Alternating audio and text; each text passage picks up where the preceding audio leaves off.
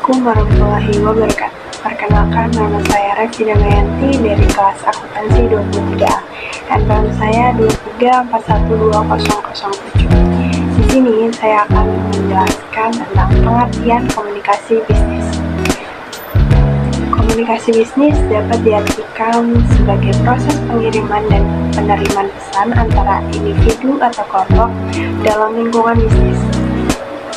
Menurut John Bell, komunikasi bisnis adalah suatu tindakan pertukaran informasi, ide gagasan, instruksi, dan sebagainya yang disampaikan secara personal maupun non-personal melalui simbol atau sinyal untuk mencapai tujuan dalam sebuah organisasi. Simbol atau sinyal tersebut dapat berupa informasi, instruksi, atau bahkan pesan motivasi dalam bekerja untuk kemajuan perusahaan.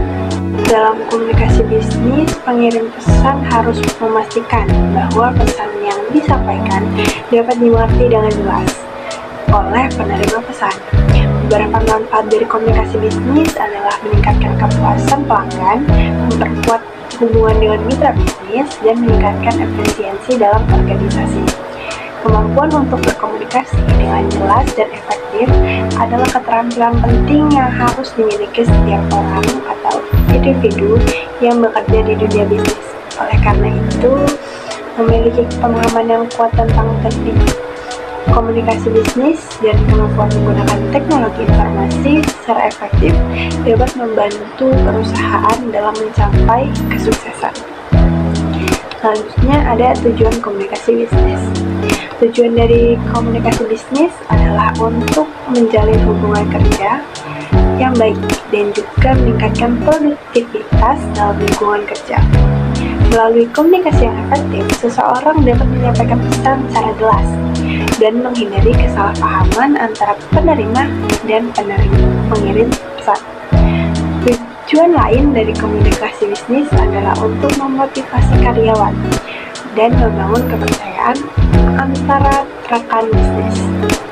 Komunikasi bisnis merupakan hal yang sangat penting dalam dunia bisnis, karena tanpa adanya komunikasi yang baik antara individu atau kelompok dalam lingkungan bisnis, maka dapat menyebabkan adanya ketidaksepahaman atau kesalahpahaman yang dapat merugikan bisnis. Selanjutnya ada jenis-jenis komunikasi bisnis. Setiap jenis komunikasi memiliki cara dan tujuan yang berbeda-beda.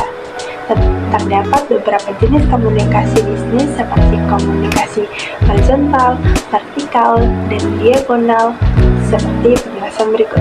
Yang pertama ada komunikasi horizontal. Komunikasi horizontal adalah jenis komunikasi antara orang yang memiliki posisi atau level yang sama di dalam perusahaan. Kemudian jenis komunikasi ini terjadi antara dua manajer departemen yang berbeda atau antara dua karyawan yang bekerja di departemen yang sama. Komunikasi horizontal dapat membantu memfasilitasi koordinasi dan kolaborasi antar departemen atau tim. Yang kedua ada komunikasi vertikal.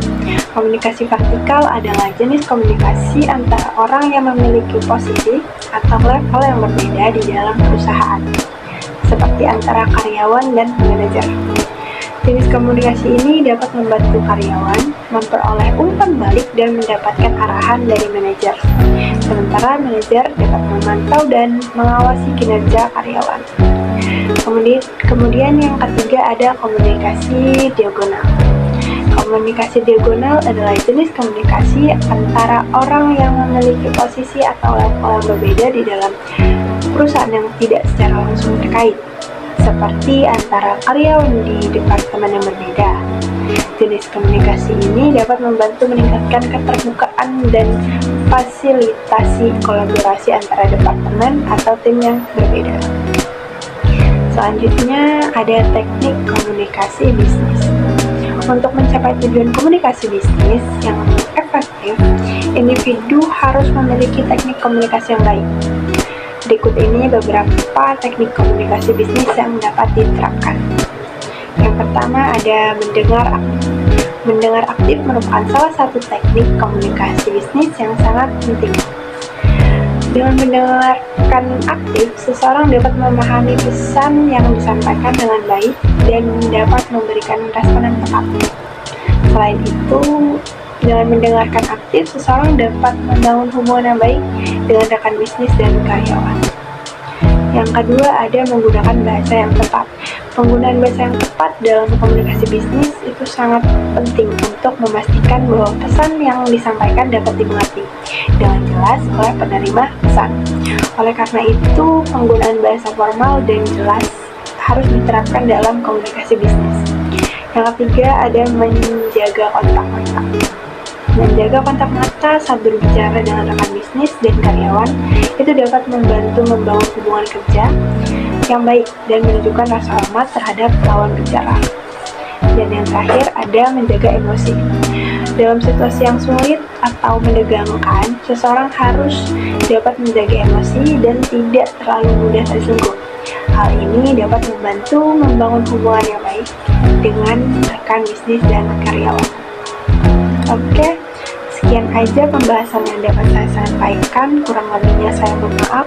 Wassalamualaikum warahmatullahi wabarakatuh.